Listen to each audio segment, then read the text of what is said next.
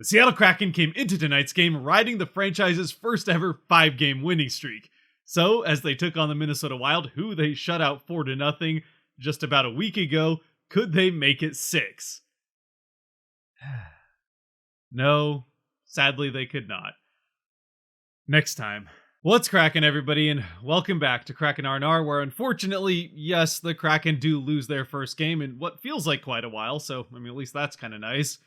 They do lose it 1-0 to the Minnesota Wild, so in the process being shut out also for the first time this season. And especially considering that there was, again, just that one goal scored in this game, this is probably going to be on the shorter end as far as these R&Rs are concerned. Of course, I've also said that before and still managed to ramble on for 15 to 20 minutes about the game, but there really just wasn't all that much to talk about in this one other than both teams played suffocating, very strong defense, and both goaltenders were very good in net. So, yeah, that's pretty much it. Before the game, there was some non-ideal news for the Kraken. For one, Philip Grubauer heads to LTIR, which is long-term IR, and basically that means that he's going to have to miss at least a couple more games. It requires him to miss 10 to 24 games at least, and he still missed a good chunk of that. Part of this is because they had to make the cap room with the guys that are out in order to get Olofsson up to fill in the spot for Alexiak, who is also now on IR with an injury. Which, his absence did also mean that we got to see Fleury for the first time in this game. Cale Fleury, to be clear, not Marc-Andre Fleury. We actually already saw him, again, the last time the Kraken played the Wild.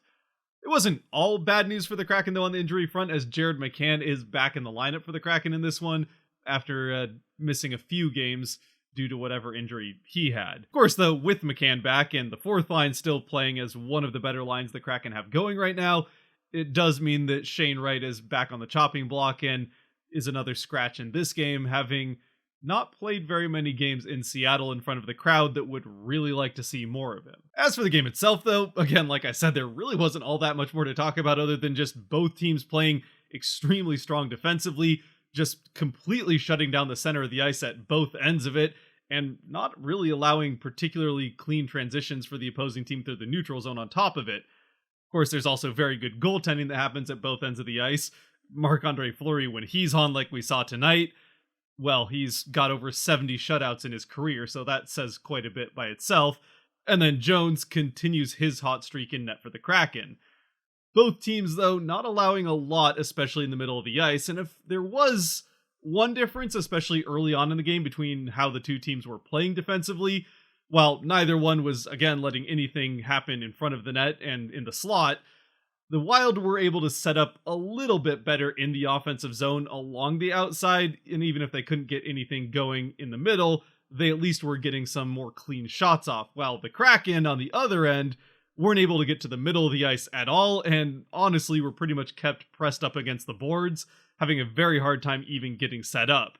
Now, they managed to find a few shots here and there through transition, and throughout the course of the game, the shots managed to stay fairly even as far as the ones that actually ended up on net, until, well, about the end of the game where the Kraken were pressing to tie the game back up. But at least through most of the game, again, shots that actually made it to the net were pretty even, and the good scoring chances were very few and far between, and also relatively even between the two teams. Honestly, as far as good scoring looks are concerned, the only ones we pretty much saw at either end of the ice in the first period at least were both for the Wild. The first one came very early on in the game, as Jones had to make a nice stop on Kaprizov right in front of the net with the puck crossing in front of him. Wasn't the first time that he denied Kaprizov, and it wasn't also the nicest save he made on Kaprizov. We saw that one a little bit later in the second, which we'll get to. Unfortunately, in the final minutes of the first period, the second decent chance that the Wild had to score did end up finding the back of the net. It was off of kind of a weird scrambly play in the offensive end. A puck that was meant to be a pass from up by the blue line gets past the guy that they were trying to pass it to, bounces off of the boards, comes back, a stick gets lifted, which I want to say was, I think Eberle gets his stick lifted, so it goes under Eberle. Larson commits a little bit too much to try to get to it. The puck gets past him and right to Zuccarello, who gets a shot off from the slot and finds the top corner while Jones is trying to get back to find where that puck is ending up. For Jones, it's a bit of a hard save to make. For one, Zuccarello put it in a perfect spot right in the top corner off of some metal and in. And for Jones, he's tracking it off of the wall, and he's getting back to the middle of the net as the puck goes back the other way where he just came from. So, a nice shot by Zuccarello, and a bit of an unfortunate bounce, and again, a little bit of an overplay by Larson that allows Zuccarello to get this shot off from the slot. And to be clear, outside of the few scoring chances scattered here and there, like these two for the Wild in the first period, the defense that these two teams were playing, which pretty much took any offense that either team tried to get going by the neck and just shook it till it wasn't breathing anymore, also applied to any power plays that either team got, which was 3 for the Wild and 4 for the Kraken over the course of the game. Neither power play unit was able to get much of anything going. Both occasionally were able to actually get set up in the offensive zone, though even that wasn't a guarantee, and there were not very many shots on goal from either power play unit. The Kraken ended up starting, or basically starting, all 3 periods on the power play. In the first period, they were on the power play, I think within the first minute, certainly within the first 2. The second period, they actually start the period on the power play as a penalty. A high stick on Dumbo was called as he hit McCann right at the buzzer for the first period's end. So the Kraken just start that second period with 2 minutes of power play. And for anybody wondering, well, power plays always start in the offensive end as far as the faceoff is concerned. All periods start at center ice, and when both are starting at the same time, the puck starts at center ice. So unfortunately for the Kraken, that power play, which was actually their third of the game already at that point, does end up starting at center ice. It's the only of the 4 starting power play faceoffs that they win, and it's the one that matters the least because they aren't already in the offensive zone. All 3 that started in the offensive zone, they lost those faceoffs, which immediately puts them on the heels trying to get into the offensive zone. And much like we've seen the Kraken penalty kill do, and did in this game, the Wild penalty kill was not letting anything past the blue line without some hard work. Actually, real quick, while we're on the subject of the power play, the Kraken one that is, it's a power play for the Kraken that is now in quite a bit of a slump since starting the season off hot. In fact, just during the 5-game winning streak, they went just 2 for 12 on the power play. Well, 5 on 5, they were fantastic. Actually, they managed to score half as many goals on the kill as they did on the power play in that time. The penalty kill now hasn't given up a goal in, after tonight's game, 16 straight kills, so that's certainly a bright spot, but the power play has kind of gone in the opposite direction.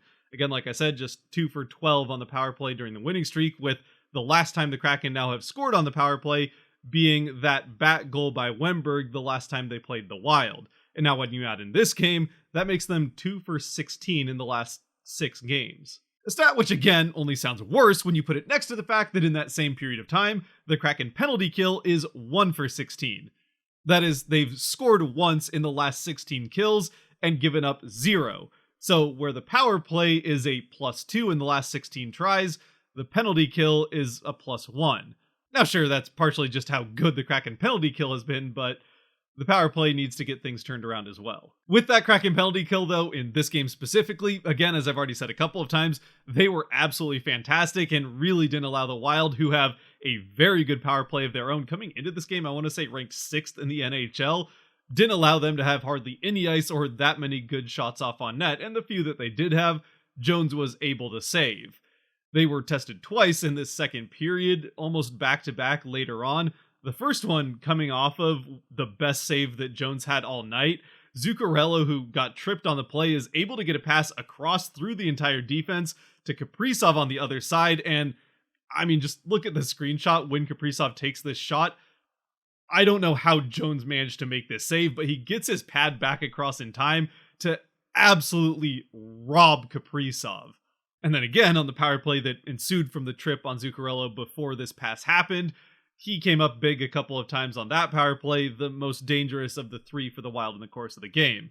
The one that the Wild would get just a couple minutes later, they never even got a shot off on goal, and it was maybe the worst power play of the entire game between the two teams.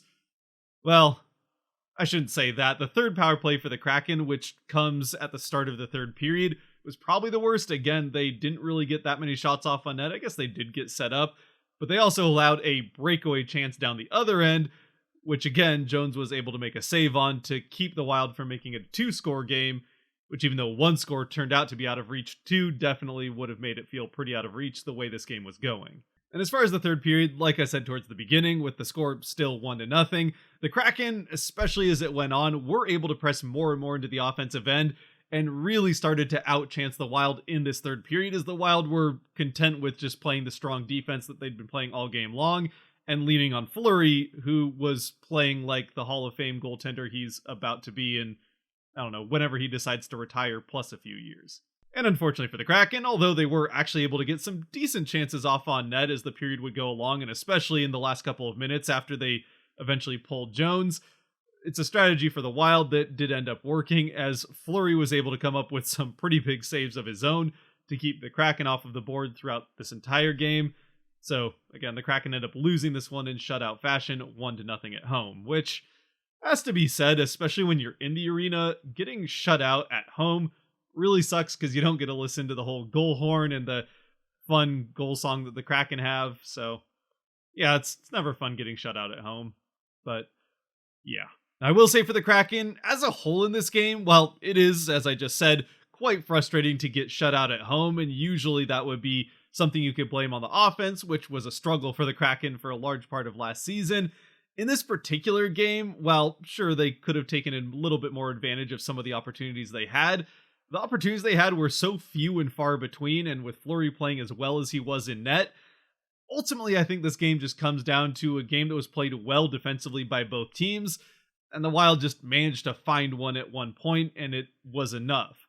I don't really think the Kraken played necessarily poorly at any point in the game. The Wild just kind of outplayed them defensively a little bit, and that little bit mattered. Okay, maybe one thing that was a little bit frustrating about the Kraken offense in this game is that there were a few times, especially in the first period, where the Kraken would get into the offensive zone, and I mean just barely into the offensive zone, coming in along the boards, and as they get across the blue line, they were either even-numbered or outnumbered by the Wild, and the Wild certainly had numbers around their net, and the Kraken would just fire off a shot on net anyway, instead of trying to get it into the corner where they can go fight along the boards.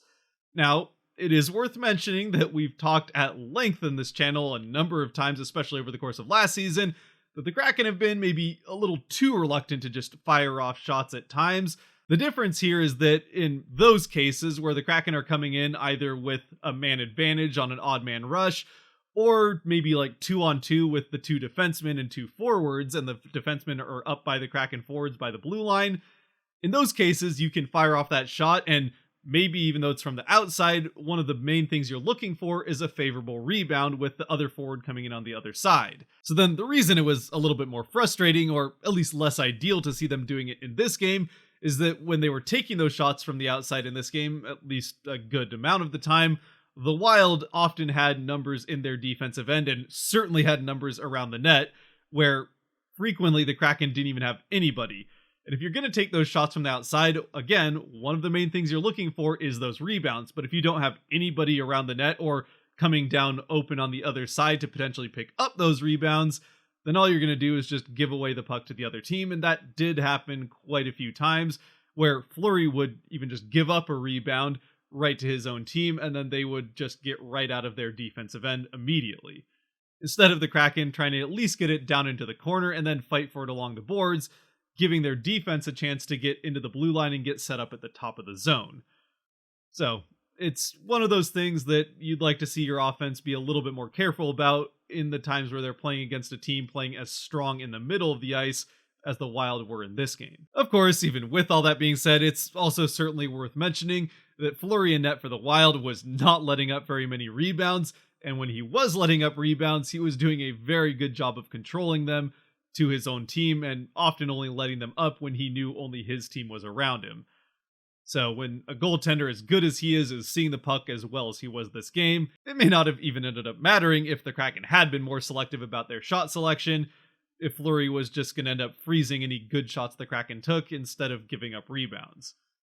It's also worth mentioning that the other end, Jones was also doing a very good job of limiting rebounds, and again, the one that got past him wasn't even a rebound off of him, or actually even a Kraken player for that matter. It was just a weird bounce off the boards that got through a few guys. So, yeah, again, that's pretty much all there was to this game. Just a very good, suffocating defense in the middle of the ice that didn't allow hardly any chances for either team in the slot or up near the net. The Kraken did have a few chances up and around the net, as we can see from the heat maps of the game, but even those chances were pretty heavily contested ones, as the Wild were very present in front of their net, not allowing anything clean to get off from that close to the net in the middle of the ice. Still though, even with the Kraken again being shut out for the first time this season in the game, there were 3 guys at least that I think played well enough worth mentioning. One of them, obviously, is Martin Jones, stopping 20 of 21 shots taken off on him, so another fantastic showing from him, and robbing Kaprizov on at least 1, if not 2, and maybe even arguably 3 occasions over the course of the game, and coming up pretty big on some power plays. Aside from him, the other 2 are going to both be defensemen. The second star of this game for me is Will Borgen, an absolute force out there in this game. Honestly, I thought that Susie, his partner, had kind of a rough night. Borgen, though, was able to make up for that and had some big hits and some big plays defensively in the defensive end. The other guy might seem like a bit of a surprise, since if there was a player on the Kraken that made a mistake on the 1 goal the Wild scored, it was him. Still, I think Larson had a pretty good game outside of that 1 overplay that unfortunately did lead to the Wild goal. And especially worth mentioning, considering he was often up against Kaprizov very directly and really kept Kaprizov, when the 2 of them were on the ice, out of the play. So sure, Larson did make that 1 small mistake, which unfortunately led to the goal, but when you shut down a player like Kaprizov for as much of the game as he was able to, it's worth noting. The forward end maybe is some honorable mentions. There were a couple of guys who I thought had pretty decent games, and a couple of guys who this type of defensive, grindy game, especially along the boards with a lot of forechecking and backchecking, type of play style that really suits them, would be Tanev and Gord. Tanev in particular, I think, was very strong on both forecheck and backcheck in this one. And Gord, again, was a pest, especially along the boards, and nearly got into it a couple of times, especially in the first period. He almost fought both Zuccarello and I think it was Merrill. Weirdly enough, the 2 guys that connected on the primary assist and goal for the 1 Wild goal. But yeah, I was kind of surprised after the first period that Gord didn't end up with a fight in this game. Still, yeah. With that though, I think we can get ready to move on from this game. It's worth saying one more time that if the Kraken continue to play as well defensively as they did in this game, they're going to win many more games than they lose, so at least there's that to take away from it. But I'd love to hear what you guys thought down in the comment section below. Maybe not the most interesting game to watch, and there were apparently some issues with ESPN Plus, but aside from that, let me know what you guys thought down in the comment section below. Until next time, where the Kraken will take on a pretty strong start to the season Winnipeg Jets for their first ever time wearing something other than their primary home or away, as we'll get to see the reverse retro on the ice. Yeah, until then, if you made it to this point, thank you very much for watching. If you did like or enjoy this video, there are buttons for that kind of stuff down below to help support the channel, so I'd appreciate you using them. And until the reverse retros are on the ice, stay safe out there, be good to each other, God bless, and go Kraken.